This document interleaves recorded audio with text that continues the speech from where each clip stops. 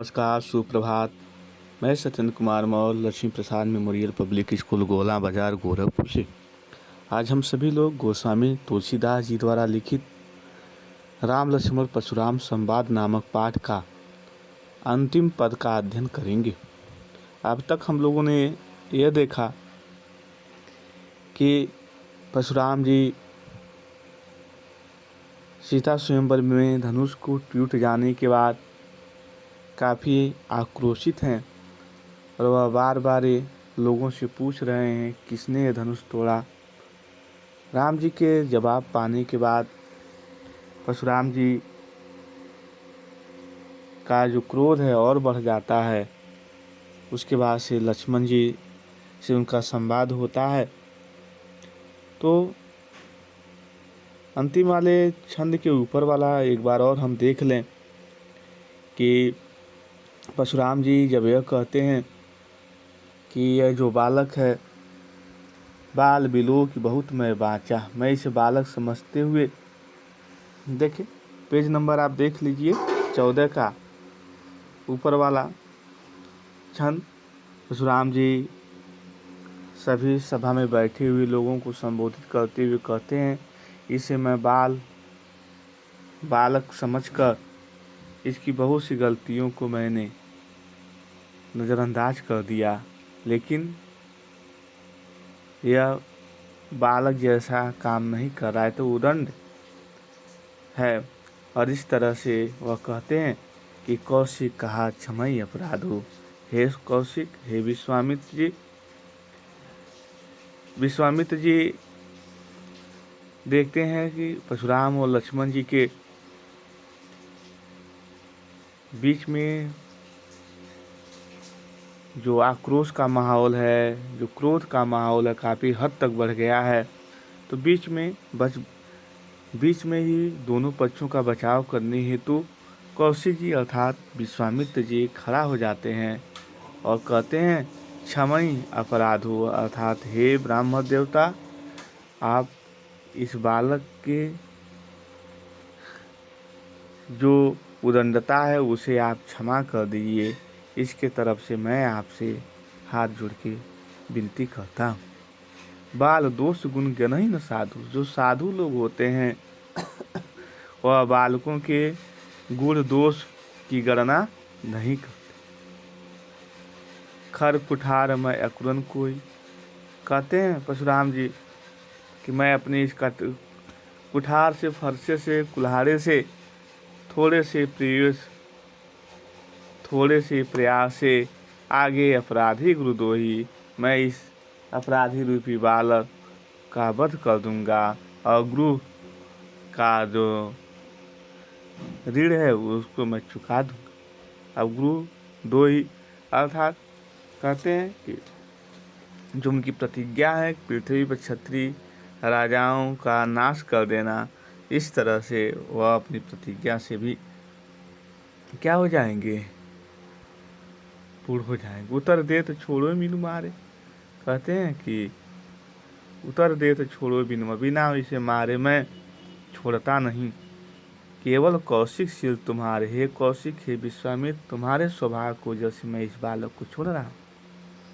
न ते तो कोट कुठार कठोरे गुरहित उरित हते, ये मेरे इस फरसे से थोड़े से श्रम करने से ही क्या होता है, इसका जो सर है उसके धड़ से अलग हो जाता है। यह सब सुनने के बाद गांध सुनू कह हृदय हंस, जो गांधी सुनू है, गांधी की सुनू कौन है, विश्वामित्र जी है। विश्वामित्र जी जब सुनते हैं तो हृदय में और मन में हंसने लगते हैं। मुनि हरिहरे सोच, इस मुनि को चारों तरफ हरा भरा ही दिखाई दे रहा, अर्थात इन्हें राम लक्ष्मण की वास्तविकता को यह पहचान नहीं पा रहे हैं। जिस प्रकार से कोई जानवर सावन भादों के महीने में चारों तरफ उसे हरा भरा तिनकों का या घासों का पौधा दिखाई देता है, उसी तरह से ये जो मुनि है अर्थात परशुराम जी, यह क्षत्रिय राजाओं को पराजित कर देने के बाद इन्हें लगता है कि राम लक्ष्मण में भी को भी वो आसानी से पराजित कर देंगे। कहते हैं अयमय खार न उखमय अजऊ न बूझ। अयमय खार, जिसको यह सामान से ईख समझ रहे हैं, वो ईख नहीं है, लोहे के खार के समान है, लोहे के लकड़े के समान है। अजऊ न बूझ अबूझ, यह फिर भी यह जानते हुए भी यह समझ नहीं पा रहे हैं। बूझ अबूझ मतलब समझ को ना समझ होते जा रहे हैं, अर्थात समझ नहीं पा रहे। इस तरह से कहते हैं। एक बार और देख लें अंतिम वाला कि विश्वामित्र ने यह सब सुनकर हृदय में हंस कर कहा, मुनि को सबक हरा ही हरा सूझ रहा। मुनि को हरा ही हरा सूझने का क्या मतलब है कि मुनि ने क्षत्रिय राजाओं को जिस तरह से पराजित किया है, उससे उनको यह आभास होता है कि राम लक्ष्मण को भी बहुत आसानी से पराजित कर देंगे। वे सर्वत्र विजयी होने के कारण राम लक्ष्मण को भी साधारण क्षत्रिय ही समझ रहे हैं, किंतु यह लोहे से बनी हुई खाड़ है। किंतु यह लोहे की बनी हुई खाड़ है, एक की खाड़ नहीं है। ये लोहे की बनी हुई खाड़ है, एक की खाड़ नहीं है, जो मुंह में लेते ही पिघल जाएगी। एक की खाड़ क्या होती है? मुंह में लेते ही क्या होती है? पिघल जाती है। खेद है, मुनि अभी ना समझ है, मुनि अभी ना समझ है। किंतु विश्वामित्र ने के स्नेह के कारण ऐसा नहीं करते। इस तरह से विश्वामित्र के स्नेह के कारण वह ऐसा नहीं करते। आगे देखेंगे। कहेउ लखन मुनिशील तुम्हारा। लखन जी कहते हैं कि कहेउ लखन मुनिशील तुम्हारा, को नहीं जान विदित संसारा।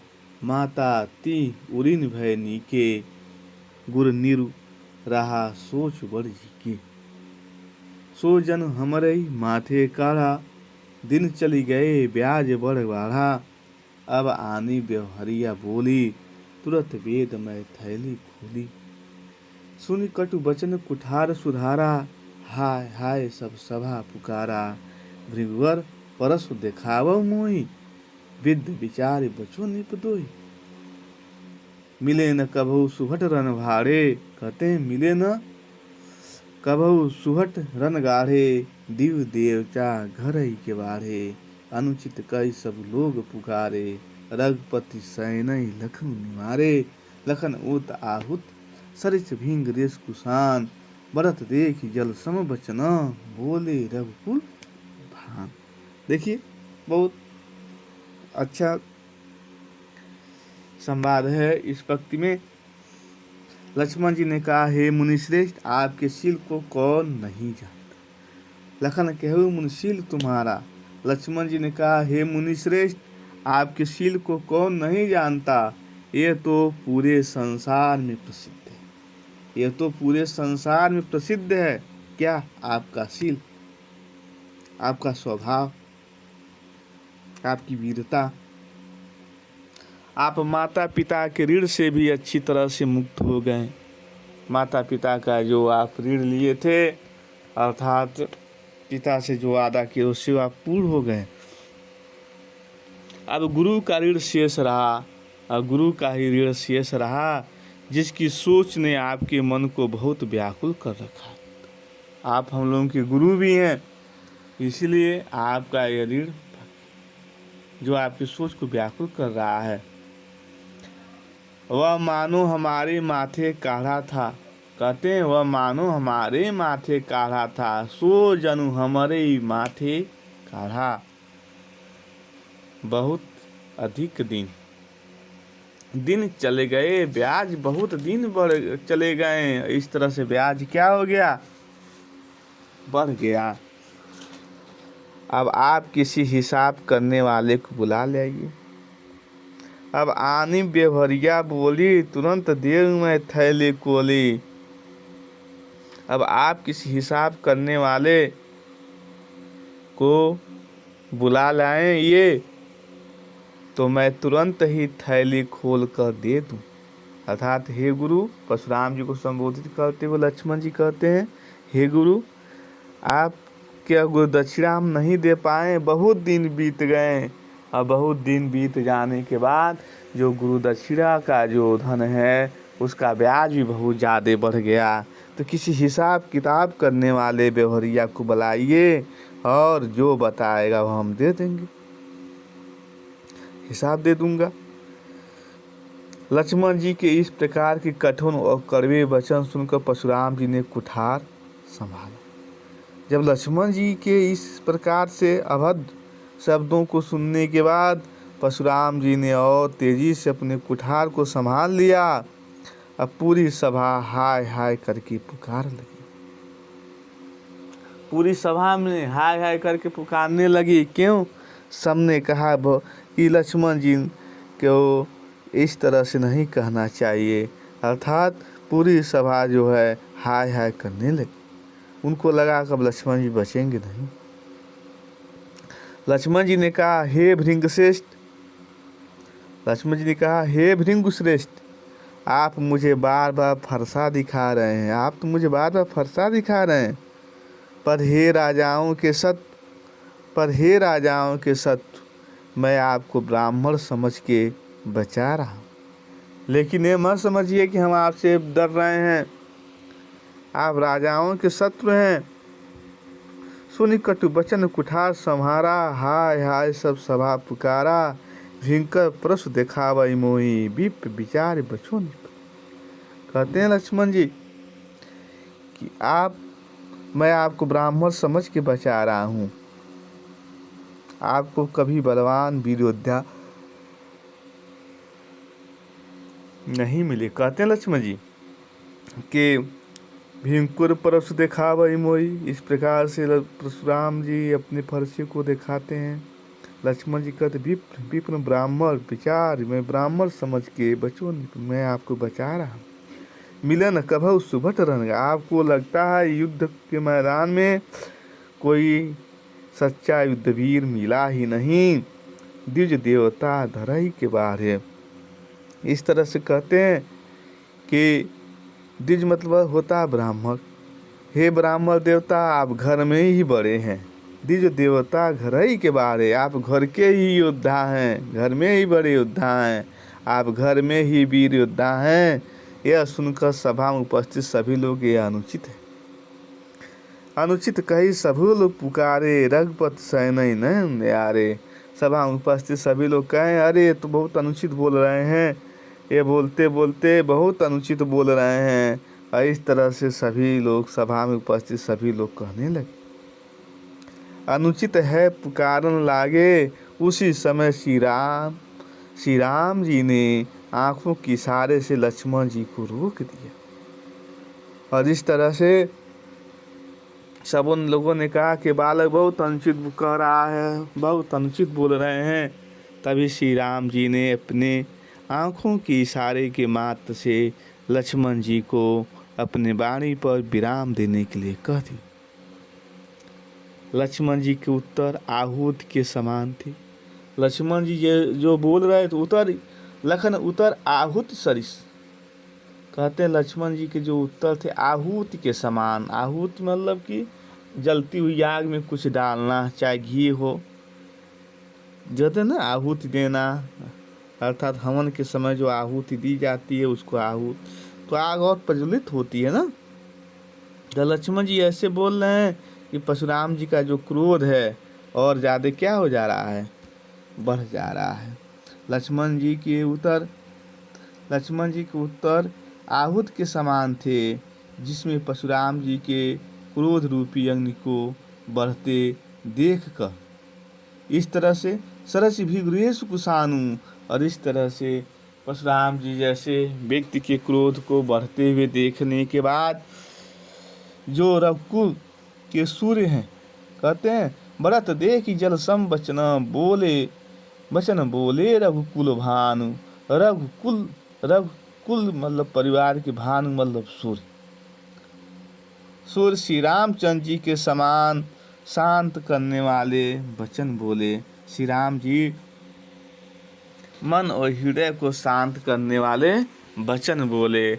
और कहते हैं लखन उतर आहुति, लखन जी की जो बात होती है, शब्द होते हैं और तीखे होते हैं, कड़वे होते हैं, और इससे परशुराम जी का क्रोध और बढ़ जाता है। सरस भींगरेश कुशानु, इससे परशुराम जी का क्रोध और बढ़ जाता है। भरत देख, आज उनका क्रोध बढ़ते हुए देखने के बाद श्री राम जी सम वचन बोले रघुकुल भान, और रघुकुल के जो सूर्य हैं श्री राम जी ने ऐसे वचन बोले, शांत ऐसे शीतल वचन बोले, जिससे परशुराम जी का जो क्रोध है क्या हो गया, शांत हो गया। इस तरह से हम देखेंगे यह राम लक्ष्मण परशुराम संवाद गोस्वामी तुलसीदास जी के द्वारा लिखित रामचरितमानस के बालकांड से लिया गया है, जिसमें तुलसीदास जी ये बताने का प्रयास करते हैं कि किसी भी इससे पाठ से में शिक्षा मिलती है कि किसी भी बात का निष्कर्ष या परिणाम हमें क्रोध करने से नहीं निकल सकता है, बल्कि आपसी सहिष्णुता, बातचीत और अपने अपने तर्कों के माध्यम से ही निकल सकता है, न कि अपने बल का, अपने ऐश्वर्य का, अपनी शक्ति सामर्थ्य का परिचय देने से किसी भी समस्या का हल निकल सकता है। इस तरह से हम देखेंगे, थोड़ा शिल्प सौंदर्य देख लें। यहाँ हम देखेंगे कि यहाँ लक्ष्मण जी के यज्ञ ने परशुराम जी के क्रोध रूपी यज्ञ में घी का काम किया। ये पहला आप देखेंगे इस तरह से है। वहीं जो जुन हमरे की माथे उत्प्रेक्षा अलंकार है, कहते ना जनु जानो मनु मानो, शब्द जहाँ पर आ जाए उपमेय का उपमान के साथ कल्पना की जाए, तो इस तरह से वहाँ पर उत्प्रेक्षा अलंकार के रूप में हम देखते हैं, जो जनु हमरे ही माथे काढ़ा, इस उत्प्रेक्षा अलंकार हाय हाय पुनरुक्त प्रकाश अलंकार है। भृगुवर कोप कुशान, रघुकुल भान में रूपक अलंकार की छटा व्याप्त है। इस तरह से कहते हैं कि अनुप्रास अलंकार का भी कई पंक्तियों में प्रयोग हुआ है। इस तरह से यदि हम देखें तो वीर रस और रौद्र रस का भाव देखने को बनता है। ज़्यादा वीर रस है, या पूरा संवादात्मक शैली में अवतरण में सजीवता देखने को बनती है। प्रभावमय और संगीतमय अवधि भाषा का प्रयोग है। इस तरह से प्रभावमय भी है और संगीतमय भी, अर्थात लयबद्ध रूप में भी हम इसको गा सकते हैं और प्रभाव के रूप में भी हम इसको देखते हैं। और इस तरह से हम ये कह सकते हैं कि इस पास में जो प्रश्न हैं उन प्रश्नों का हम PDF बना के आपको भेज देंगे, जिससे आप क्वेश्चन आंसर लिखते रहिए। तभी 2 प्रश्न बहुत महत्वपूर्ण हैं, उसको कुछ याद करना पड़ेगा आपको, पंक्तियाँ याद करनी पड़ेंगी जो इसमें दिया हुआ है। तो प्रमुख जो पंक्तियाँ हैं, जो यहाँ कुहर बतिया को उनाई देख तर्जनी, जैसे पूछेगा ना कि लक्ष्मण और परशुराम संवाद का जो अंश आपको सबसे अच्छा लगा, उसे अपने शब्दों में संवाद शैली में लिखिए। यही प्रश्न बहुत बार आता है। आप देख लीजिएगा, इसको प्रश्न नंबर 3 को देख लीजिएगा कि लक्ष्मण और परशुराम संवाद का जो अंश आपके सबसे अच्छा लगा, आपको सबसे अच्छा लगा, उसको अपने शब्दों में संवाद शैली में लिखना है। तो संवाद शैली हम तभी लिख पाएंगे जब पंक्तियाँ हमें याद रहेंगी। तो यहाँ पर देखेंगे कि 2-3 पंक्तियों को 2-2 लाइन की जो है उसको याद करें आप। जैसे पहला है संवाद में हम दर्शाएंगे कि जब लक्ष्मण जी परशुराम जी को संबोधित करते हुए कहते हैं कि यहाँ कुहर बतिया को उनाई देख तर्जनी। यहाँ पर एक 2 लाइनें हो गई। और जब परशुराम जी लक्ष्मण जी को संबोधित करते हुए कहते हैं, रे निप बालक काल बस बोलत तो ही संभार, धनु ही समति पुरारी धनु विविध सकल संसार। इस तरह से 2 पद हो गए जो बेहतर आपके संवाद में आपको अच्छे लगेंगे। वहीं यदि हम तीसरे पद में यदि हम देखें तो परशुराम जी जब कहते हैं बाल कहते हैं बाल बिलो की बहुत मैं बाचा, अब ये मन निहार भावाचा। इस तरह से यह भी बड़ा अच्छा लगता है कि संवाद बहुत अच्छा यह भी है। और आप देखेंगे शुरुआत के पदों में भी संवाद बहुत अच्छे हैं कि चाहे वह सेवक सो जो करे सेवकाई, अरि करनी करिए लड़ाई, सुनहु राम जय शिव धन तोरा, शस्त्र भाव समसोरी मोरा। ये वाला पद भी आप देखेंगे तो आपको लगेगा कि काफ़ी संवाद अच्छा हुआ है। ठीक है ना।